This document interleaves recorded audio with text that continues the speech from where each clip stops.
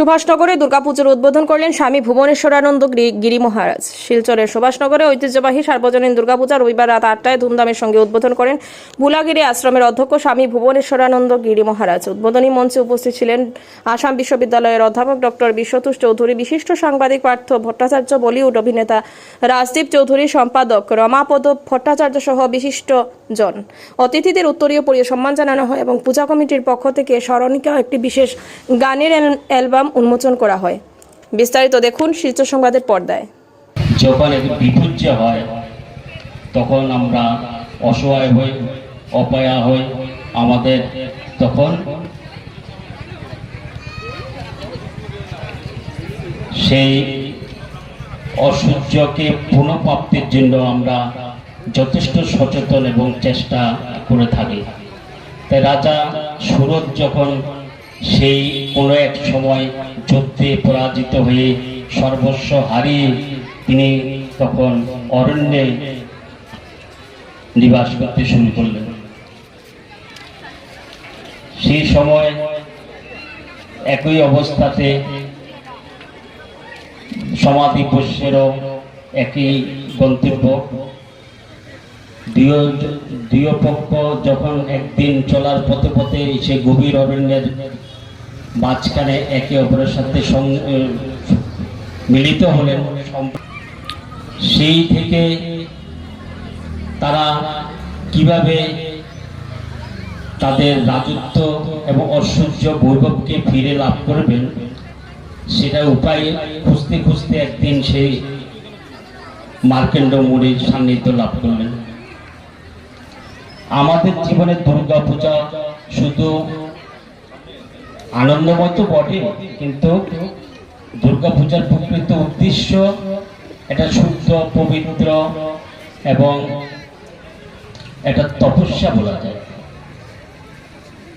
একটা ব্রত। সেটা আমরা মানি, উপোস করি, অঞ্জলি দিই, মায়ের আরাধনা, মায়ের স্তব স্তুতির মাধ্যমে আমরা সেই 4-5টা দিন খুব আনন্দিত এবং মুখরিত হই।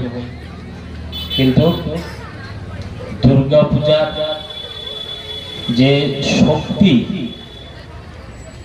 যে শক্তিকে যে শক্তিকে লাভ করার জন্য তপস্যার মাধ্যমে শুটিং এ আছি। এর মধ্যে আমার দুটো ফিল্ম চলছে। এখানে একজন শঙ্কু দাদা আছে, রিপোর্টার, যিনি আমার অনেকটাই ক্যারিয়ার ফলো করেন। আমার বলিউডে 7টা ফিল্ম রিলিজ হয়ে গেছে। এখন একটি ফিল্ম ট্রাইব্যাকা, যেটা রবার্ট ডি নিরোর ফিল্ম ফেস্টিভ্যাল আমেরিকাতে সিলেক্ট হয়েছে। তাছাড়া আমার অ্যামাজনে আরশাদ ওয়ারসির সাথে ফিল্ম আসছে। কমল হাসানের মেয়ে অক্ষরা হাসানের সাথে আমার লিড রোল, জিওতে আমার ফিল্ম আসছে লিড রোলে। সো ফিল্ম ইন্ডাস্ট্রিতে আমার চলছে। তাছাড়া ক্রিকেট যেটা বলছিলাম, অ্যাকচুয়ালি লর্ডস কমন্স যেটা পার্লামেন্টারি ক্রিকেট টিম হয়, ওটার ক্যাপ্টেন আমি। So it's a very prestigious thing. But আমি আমার বন্ধুকে সাপোর্ট করতে এসেছি, বিকজ আমাদের এত মেমোরিজ। আমার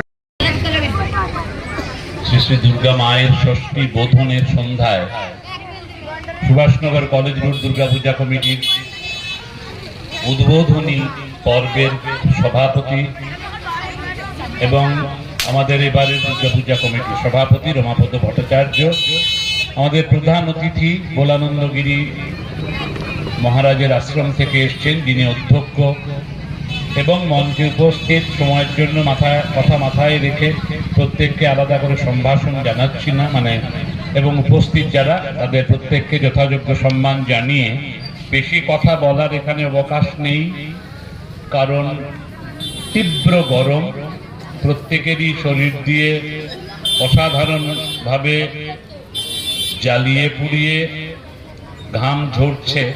শুধু দুর্গাপূজার সন্ধ্যা না হলে কেউ এখন এখানে মাঠে ভিড় করে থাকতেন না, নিশ্চিতই ঘরে থাকতেন।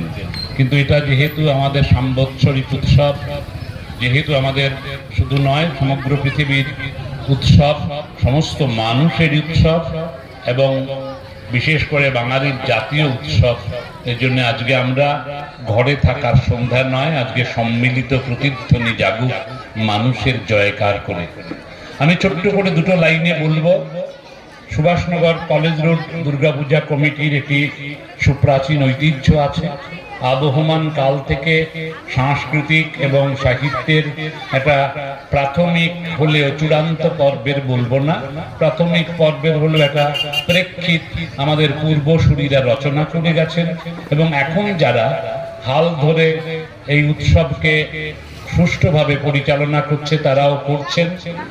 রমাপদ ভট্টাচার্য যেদিন আমার কাছে এবার স্মরণিকা প্রকাশ হবে বলে আমার কাছে গিয়ে জানালো এবং লেখা দিতে বলেছিল, তারপরে আজকে যেই সন্ধ্যায় এই স্মরণিকাটা পেলাম আমি একটু খানিকটা আশ্চর্য বোধ করছি, কারণ প্রায় 6-7 দিনের একটা পরিকল্পনা আর বন্ধুবর পার্থ ভট্টাচার্যের ছাপাখানা থাকায় মানে তার প্রভূত সাহায্য, রমাপদর অমানুষিক পরিশ্রম, কারণ একটা ম্যাগাজিন আমরা হাতে যখন নিই তখন তো শোভন প্রচ্ছদে আমাদের পড়তে ভালো লাগে, কিন্তু তার ওই যে কোনো নাটকের নেপথ্যে যারা থাকেন, যারা চরিত্রে অভিনয় করেন না, মঞ্চের বাইরে থেকে যারা সাহায্য করেন তাদেরকে তো আমরা দেখি না।